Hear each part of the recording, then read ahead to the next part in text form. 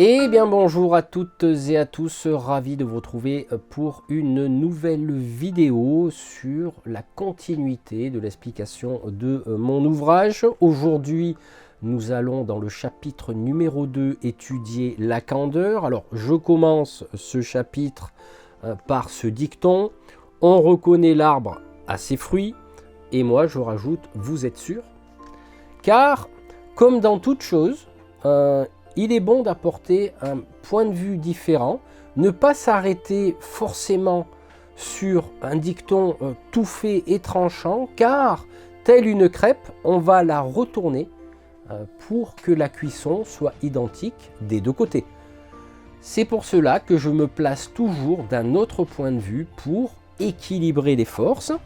Alors, la candeur, c'est quoi? Alors, je vais vous lire quelques lignes de mon ouvrage pour vous montrer mon point de vue. La candeur est une qualité intrinsèque de la sincérité, celle que vous allez apprendre sur votre chemin. Elle est souvent associée à la pureté de l'âme, dépourvue de pensées et d'émotions négatives. C'est la quête de transcender les aspects sombres de soi-même pour atteindre un état d'harmonie intérieure. Alors, que veut dire tout ça? Si on prend la candeur, on va l'associer à une pratique martiale. Notamment, je connais, car j'ai commencé les arts martiaux, j'étais ceinture blanche. Ce qui veut dire que j'avais une forme de pureté, d'innocence, voire d'ignorance de tout ce qui allait se développer lors de ma pratique des arts martiaux. Et vous remarquerez que on va apprendre toutes les techniques pour ensuite atteindre la noire, et la noire est la maîtrise. Donc on a maîtrisé toutes les techniques de base, et pour moi, philosophiquement et spirituellement, à la noire, on commence vraiment le vrai chemin intérieur, car il est dit dans les arts martiaux que ton pire ennemi n'est que toi-même. Donc nous avons acquis les techniques physiques, et maintenant nous allons développer l'aspect spirituel et mental des arts martiaux, tels que nous pouvons le voir par exemple Luke Skywalker sur Tatooine.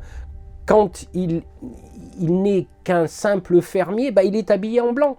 Et quand il va affronter son père, qui va se présenter devant lui, il est habillé en noir.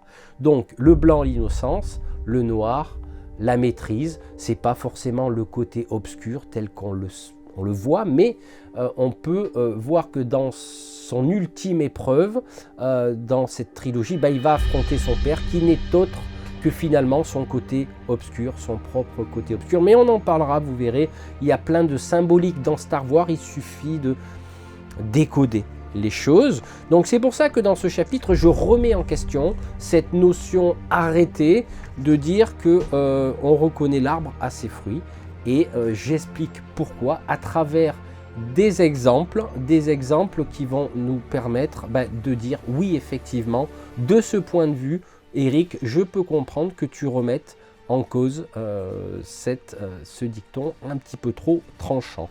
Voilà pour la troisième vidéo. Nous nous retrouverons pour le chapitre 3, sur la croissance. Et là, je vais expliquer comment on va croître sur ce chemin. En vous souhaitant une bonne journée ou une bonne soirée, selon l'heure à laquelle vous avez visionné cette vidéo. À très bientôt!